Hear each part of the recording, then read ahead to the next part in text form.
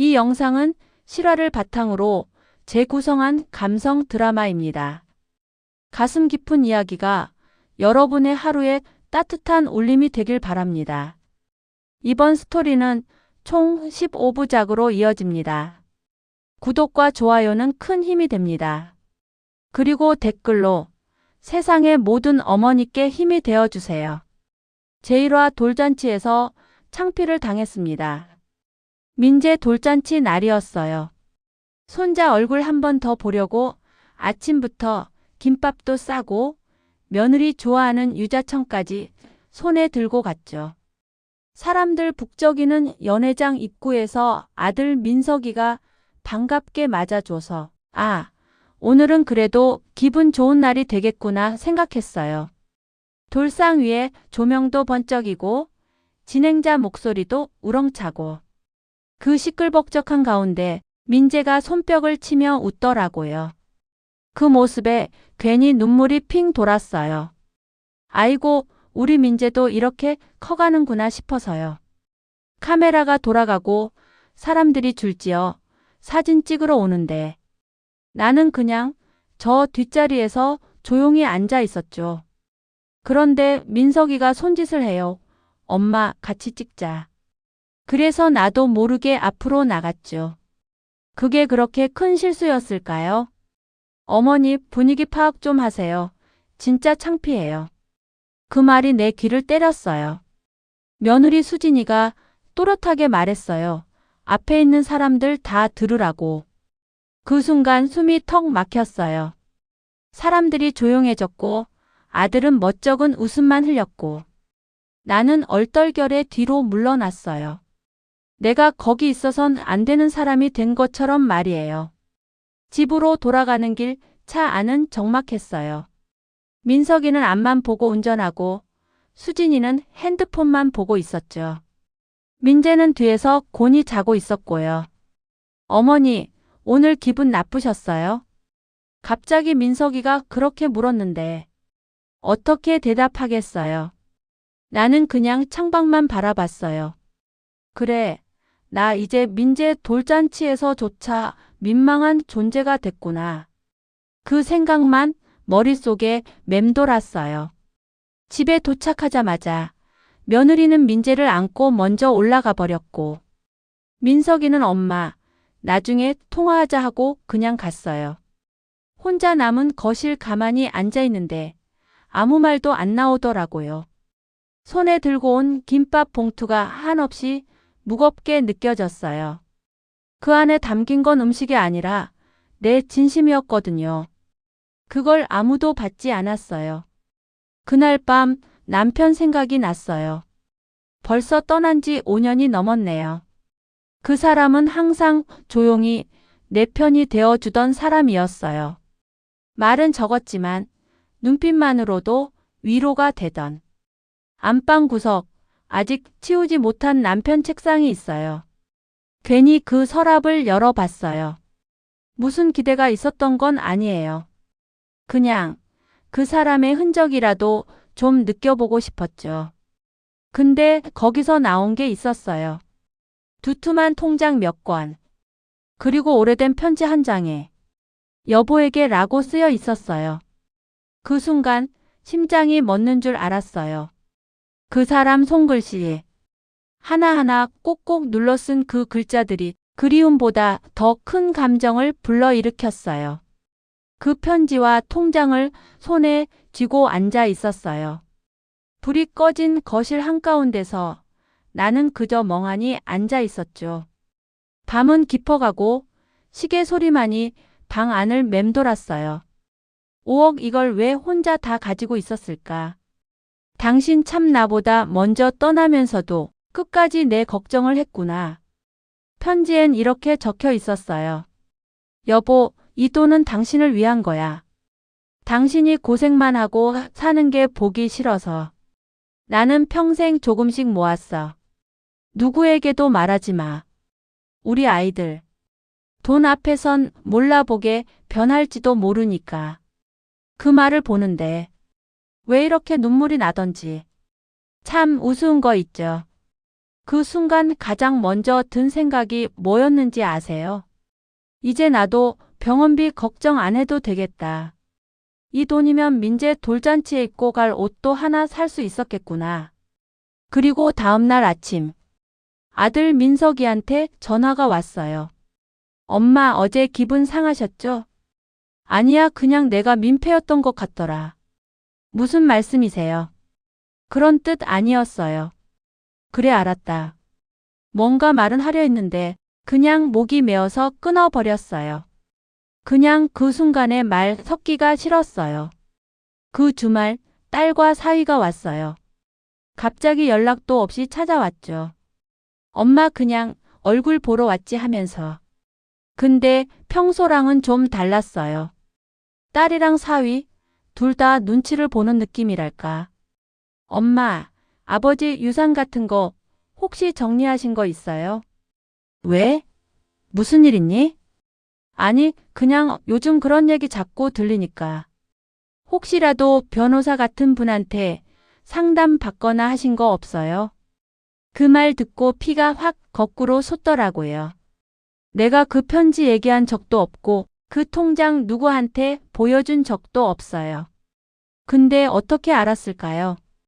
어떻게들 그렇게 귀신같이 냄새를 맡았는지. 며느리 수진이한테 문자도 왔어요. 평소에는 단답이던 사람이 길게 아주 다정하게 보냈더군요. 어머님, 그날은 제가 경황이 없어서 실수했어요. 민재 사진 너무 귀엽죠? 어머님이 찍은 거 보내주세요. 다음에 식사 한번 꼭 대접할게요. 그 문자를 보면서 웃음이 나올 뻔했어요. 기막혀서 그날 나한테 진짜 창피해요 라고 했던 그 사람이 이제 와서 식사 대접이래요. 그게 미안해서인지 아니면 다른 이유에서인지. 결혼하고 남편 따라 시댁 살림할 때 나는 진짜 나 자신을 한 번도 챙겨본 적이 없어요. 아이들 밥 해주고 남편 양복 다려주고 가끔 용돈 생기면 다 아이들 학원비로 쓰고 그렇게 평생을 살았는데 이젠 내가 가진 게 좀 생기니 다들 태도가 달라지네요. 엄마, 그런 큰돈 관리 혼자 힘드실 수 있어요. 어머니, 요즘 보이스피싱도 많대요. 혹시 모르니까 저희가 같이 체크해 드릴게요. 하나같이 다정한 척해요. 근데 그 말들 뒤에는 다 그 돈, 우리도 좀 봐야죠라는 속셈이 깔려 있어요. 친구 정순과의 통화. 정순이는 고등학교 동창이에요. 오랜만에 전화를 걸었죠. 야, 니네 애들은 잘 챙겨드리냐? 하고 웃으면서 물었더니 에이 나도 요즘은 조심해. 요새는 늙어서 돈 없으면 애들도 안 챙겨. 정순아 그 말 너무 아프다. 그래도 사실이잖아. 네가 돈 많으면 갑자기 효자 되는 애들 천지야. 우린 한참을 웃었어요. 근데 그 웃음 뒤엔 같은 처지에 있다는 씁쓸한 공감이 있었어요. 밤에 다시 혼잣말로 편지를 다시 꺼내 읽었어요. 남편이 그렇게 말했죠. 여보, 당신은 당신 몫의 삶을 살아야 해. 아이들 그리워하되 기대하지 마오. 돈이 없는 부모는 사랑받기 어렵단 걸. 나도 알아버렸거든. 참 아프게 와 닿았어요. 그 사람도 나처럼 외로웠나 보다. 이 돈을 정말 아이들에게 줘야 할까? 아니면 이제야 나를 위해 써야 할까? 평생을 남을 위해 살았고 그 대가로 남은 건 며느리의 말 한마디였죠. 어머니 분위기 파악 좀 하세요. 그게 내 인생의 결론일 수는 없잖아요. 그래서 결심했어요. 나는 결국 아이들에게 어떤 말도 하지 않았어요. 며칠이 지나고 민석이가 전화를 했죠. 엄마, 이번 주말에 뭐 하세요? 수진이랑 민재 데리고 갈까 해서요. 그때 대답했어요. 민석아, 나 이번 주부터 요양원 말고 전원주택 하나 알아봤다. 거기로 이사 가려고. 잠시 침묵이 흐르더니 민석이는 놀란 듯 말했어요. 갑자기요? 왜요? 거긴 누가 관리해줘요? 내가 관리할 수 있는 만큼만 하려고. 이제는 누굴 위해 사는 것 그만하려고. 짐은 많지 않았어요. 사실 정리할 것도 별로 없었어요. 내가 내 물건이라 여긴 건 늘 아이들 사진, 아버지의 물건, 그리고 결혼식 때 입었던 한복뿐이었으니까요. 조그마한 차에 짐을 싣고 딱 2번 왕복하니 다 옮겨졌어요. 그리고 그날 밤 그 집, 작고 낡았지만 따뜻한 벽지 속에서 내가 처음으로 나를 위한 밥을 지었어요. 된장찌개에 애호박 하나 넣고 구운 김 한 장 올리고 묵은지 반 조각 꺼내서 밥 한 술 뜨는데 어쩌면 그게 내 인생에서 가장 맛있는 밥상이었던 것 같아요. 왜냐면 그 밥상은 누구 눈치도 누구 기대도 없이 내가 나에게 차려준 첫 번째 밥상이었으니까요. 며칠 후 딸에게도 연락이 왔어요. 엄마, 어디로 이사 갔다는 거야? 왜 우리한테 얘기도 안 하고? 이제는 내가 어디서 어떻게 사는지 굳이 말하지 않아도 되는 삶이 필요했어. 우리 엄마 버린 거 아냐 알지? 그 말에 대답하지 않았어요. 버린 건 아니지만 버림받은 건 맞으니까요. 5억의 돈 나는 그걸 가지고 아무도 모르게 변호사 사무실을 찾았어요. 그리고 단 하나의 재산관리 계약서에 서명했죠. 이 금액의 절반은 지방 자립 여성들을 위한 쉼터 건립에 사용해 주시고 나머지 절반은 제 이름으로 기부하되 내 생전에 아무도 알지 못하게 해 주십시오. 그리고 남편의 편지는 그날 내 새집 벽 한쪽에 액자로 걸었어요. 당신은 당신 목대의 삶을 살아야 해. 아이들을 사랑하되 기대하지 마오. 그 말 처음엔 너무 슬펐는데 이제는 위로가 됐어요. 사랑하되 기대하지 않는 것. 그게 나이 들어가는 엄마가 배워야 할 지혜였던 거죠. 요즘 나는 하루에 커피 한 잔, 책 한 권, 산책 한 바퀴면 충분한 삶을 살고 있어요. 민재의 웃는 사진은 현관 앞 작은 액자 속에 있고 남편과의 결혼 사진은 부엌 맞은편 벽에 붙어 있어요. 누구도 방해하지 않는 평화. 누구도 기대하지 않는 여유, 그게 내가 얻은 자유예요. 나는 더 이상 누구의 엄마, 누구의 아내가 아니라 그냥 정순자로 살아가고 있습니다.